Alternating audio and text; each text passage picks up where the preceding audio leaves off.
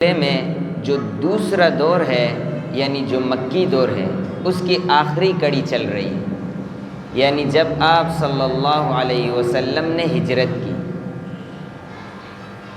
مکہ مکرمہ کے اندر، آپ صلی اللہ علیہ وسلم کے اس دعوتی کام کو روکنے کی ہر صورت اور ہر ممکن کوشش کی گئی، ہر طرح کا بائیکاٹ کیا گیا، ہر طرح کی اذیتیں دی گئی، لیکن آپ صلی اللہ علیہ وسلم اس کام سے نہیں رکے، آپ مسلسل اس کام کو کرتے رہے۔ بالآخر انہوں نے دار الندوہ میں بیٹھ کر اس پر مشورہ کیا اور اجلاس کیا اپنے پارلیمنٹ میں بیٹھ کر کہ اس کے ساتھ کیا کیا جائے۔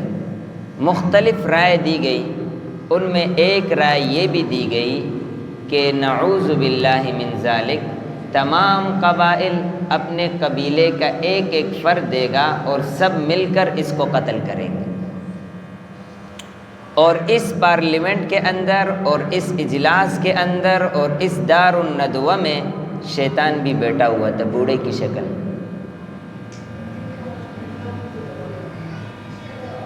تو جب یہ مشورہ ہوا، اس مشورے کے بعد آپ صلی اللہ علیہ وسلم کو انہوں نے قتل کرنے کے لیے ایک رات متعین کیا، اور تاریخ کی کتابوں میں لکھا ہے کہ وہ جمعے کی رات، شب جمعہ تھا۔ آپ صلی اللہ علیہ وسلم کو حضرت جبریل نے بتایا کہ اس رات آپ نے اپنے گھر سے نکلنا ہے اور آپ نے ہجرت کرنا ہے۔ آپ صلی اللہ علیہ وسلم نے تمام امانتیں، اس پر بھی انشاءاللہ بات ہوگی آخر میں، کہ آپ صلی اللہ علیہ وسلم کفار کی نظروں میں کیسے تھے 40 سال تک، پھر اس کے بعد اچانک بدل گئے، کیوں، وجہ کیا بنا، اس کے بارے میں انشاءاللہ آخر میں بات کریں گے۔ تو آپ صلی اللہ علیہ وسلم نے حضرت علی کو تمام امانتیں حوالہ کی مکہ مکرمہ والوں کے، چونکہ آپ صلی اللہ علیہ وسلم امین تھے تو لوگ اپنی امانتیں آپ کے پاس رکھواتے تھے، تو آپ نے وہ تمام امانتیں مکہ والوں کی حضرت علی کو حوالہ کی، اور حضرت علی سے یہ کہا کہ آپ میرے بستر پر لیٹ جائیں، آپ کو کچھ بھی نہیں ہوگا، اور صبح یہ تمام امانتیں لوگوں کو حوالہ کریں۔ رات کا وقت آپ نے حضرت علی کو بسترے پر سلایا، اس دوران آپ کے گھر کا گھیراؤ کیا گیا تھا، کفار مکہ نے آپ کے گھر کو گہرایا ہوا تھا، اور وہ یہ سوچ رہے تھے کہ ہم اس روشنی کو بجھائیں گے۔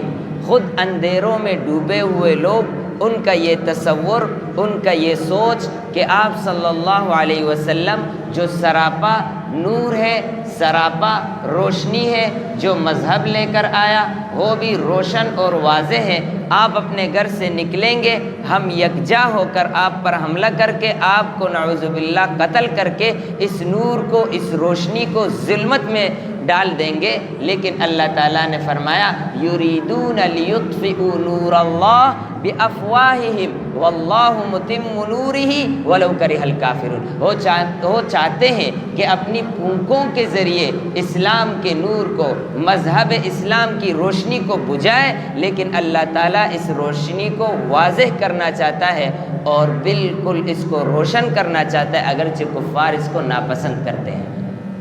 اور آپ صلی اللہ علیہ وسلم اپنے گھر سے نکلے، آپ نے مٹی اپنے ہاتھ میں اٹھائی اور سورہ یاسین کی اس آیات کی تلاوت کی، فَأَغْشَيْنَاهُمْ فَهُمْ لَا يُبْصِرُونَ، اور یہ ان کی آنکھوں کی طرف پھینکا اور گھر سے نکل گئے، وہ اپنی آنکھیں ملتے گئے، یہاں تک کہ آپ صلی اللہ علیہ وسلم گھر سے صحیح سلامت نکلے، اور حضرت علی رضی اللہ تعالی عنہ آپ کے بسترے پر آرام تھا۔ آپ گھر سے نکلے، سیدھے حضرت ابوبکر صدیق رضی اللہ تعالی عنہ کے گھر چلے گئے۔ یہاں یہ انتظار میں ہے، ایک شخص وہاں سے گزرا، اس نے کہا تم کیوں کھڑے ہو؟ تو انہوں نے کہا کہ ہم محمد کو قتل کرنے کھڑے ہیں۔ تو اس نے کہا تم پاگل ہو، وہ تو کب سے تمہارے سامنے سے گزر گئے اور تم نے اس کو دیکھا بھی نہیں۔ آپ صلی اللہ علیہ وسلم سیدھے چلے گئے حضرت ابوبکر کے گھر میں۔ حضرت ابوبکر صدیق رضی اللہ تعالی عنہ پہلے سے تیار تھے۔ آپ کی بیٹی حضرت اسماء، اس نے فوراً ابوبکر صدیق رضی اللہ تعالی عنہ نے کہا کہ میری بیٹی ہم جا رہے ہیں سفر کے لیے، تو سفر کا توشہ تیار کرو۔ تو حضرت اسماء کو کچھ بھی نہیں ملا تو اس نے اپنے دوپٹے کو بیچ سے دو کر دیا۔ اس کے بعد حضرت اسماء کا جو لقب ہے وہ ذات النطاقین بن گئے، یعنی دو دوپٹے والی۔ بیچ سے پاٹ دیا، ایک سے مشکیزے کا منہ بند کیا جس میں پانی بھرا ہوا تھا، اور دوسرے کے اندر کچھ کھانا وغیرہ رکھ لیا سفر کے لیے تاکہ بھوک لگے تو اس سے کھا لیں۔ اور حضرت ابوبکر صدیق اور رسول اللہ صلی اللہ علیہ وسلم غار ثور کی طرف نکل گئے۔ مکہ مکرمہ سے جب آپ مدینہ منورہ جائیں گے تو مدینہ منورہ یہ شمال کی جانب ہے اور غار ثور یہ جنوب کی جانب ہے۔ تو آپ صلی اللہ علیہ وسلم نکلے غار ثور یعنی جنوب کی جانب۔ اس میں یہ حکمت تھی کہ اگر تلاش کے لیے نکلیں گے تو وہ شمال کی جانب جائیں گے، تو آپ صلی اللہ علیہ وسلم نے یہ حکمت اختیار کی کہ آپ جنوب کی جانب غار ثور میں چلے گئے۔ جب آپ غار ثور جا رہے تھے تو رستے میں حضرت ابوبکر صدیق رضی اللہ تعالی عنہ بے چین تھے، کبھی آپ کے آگے، کبھی آپ کے پیچھے، کبھی آپ کے آگے، کبھی آپ کے پیچھے۔ تو آپ صلی اللہ علیہ وسلم نے فرمایا کہ ابوبکر تمہیں کیا ہو گیا؟ تو حضرت ابوبکر صدیق فرماتے ہیں کہ اللہ کے نبی، میں پیچھے ہوتا ہوں تو مجھے خطرہ لاحق ہوتا ہے کہ کہیں آگے کوئی دشمن چھپا نہ ہو، اس لیے فوراً آگے آتا ہوں، اور جب آگے ہوتا ہوں تو مجھے یہ خطرہ لاحق ہوتا ہے کوئی پیچھے سے آپ پر حملہ نہ کرے تو میں فوراً پیچھے آتا ہوں، اس لیے کبھی آگے کبھی پیچھے۔ تو آپ صلی اللہ علیہ وسلم نے فرمایا کہ ابوبکر آپ میرے لیے ڈر رہے ہیں؟ حضرت ابوبکر نے فرمایا کہ ہاں، مجھے یہ پسند ہے کہ کوئی حملہ کرے تو مجھے مار ڈالے اور آپ بچ جائیں۔ اس طریقے پر آپ غار ثور میں چلے گئے۔ جب غار ثور کے دہانے پر پہنچے تو آپ صلی اللہ علیہ وسلم سے حضرت ابوبکر نے فرمایا کہ آپ رک جائیں۔ پہلے آپ اندر چلے گئے، آپ نے پورے غار کی صفائی کی اور جتنے بھی سوراخ تھے سب بند کر لیے، ایک سوراخ باقی رہ گیا۔ اس کے بعد آپ نے رسول اللہ صلی اللہ علیہ وسلم سے کہا کہ داخل ہوں۔ آپ صلی اللہ علیہ وسلم داخل ہو گئے۔ آپ نے اس سوراخ پر اپنے پاؤں کو رکھا۔ آپ صلی اللہ علیہ وسلم آرام فرما رہے تھے آپ کے ران پر، اتنے میں کوئی بچھو نکلا اور اس نے حضرت ابوبکر کو ڈنسا، لیکن حضرت ابوبکر صدیق کے آپ صلی اللہ علیہ وسلم آرام فرما رہے ہیں، بالکل بھی نہیں ہلے۔ تو تکلیف کی وجہ سے آپ کے آنکھوں سے آنسو آ گئے جو آپ صلی اللہ علیہ وسلم کے چہرے انور پر گرے۔ آپ صلی اللہ علیہ وسلم جاگ گئے، کہا کیا ماجرا ہے؟ کہا یہ معاملہ ہے۔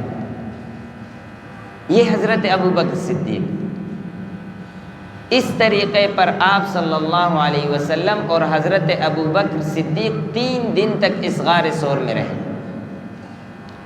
یہ جمعے کے دن سے یعنی بروز جمعے کو، بروز جمعہ، ہفتہ، اتوار، پیر، یہ 3 دن آپ صلی اللہ علیہ وسلم اور حضرت ابوبکر اس غار میں رہے۔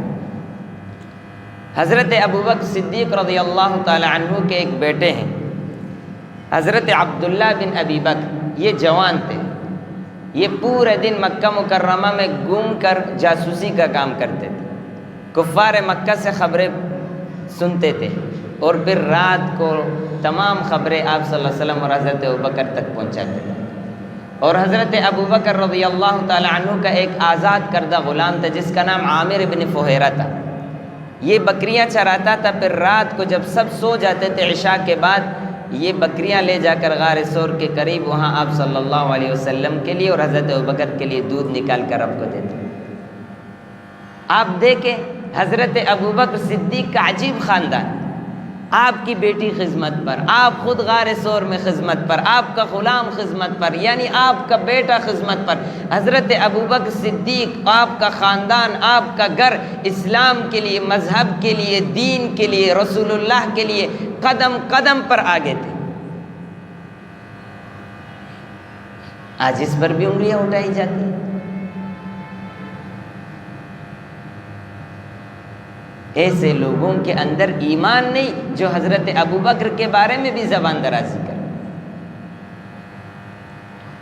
اس دوران کہ آپ صلی اللہ علیہ وسلم غار ثور میں تھے، صبح کے وقت جب پورا رات ان کا پہرا تھا، صبح کے وقت جب چلے گئے گھر کے اندر، دیکھا کہ کوئی بھی نہیں نکل رہا، گھر کے اندر چلے گئے، دیکھا تو حضرت علی آرام فرما رہے۔ تو کفار مکہ نے، ابو جہل نے پوچھا آپ صلی اللہ علیہ وسلم کہاں ہے؟ حضرت علی نے کہا مجھے علم نہیں۔ فوراً چلے گئے حضرت ابوبکر کے گھر میں، معلوم تھا کہ اس کا دوست تو وہی ہے، اس کے گھر پہ چلے گئے، حضرت ابوبکر بھی نہیں ہے۔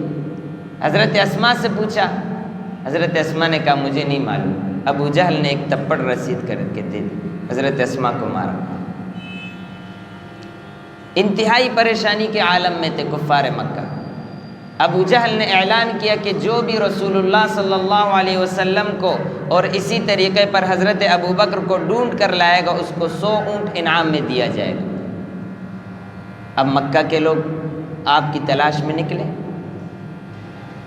یہاں تک کہ روایت میں آتا ہے کہ یہ غار ثور کے بالکل قریب پہنچ گئے۔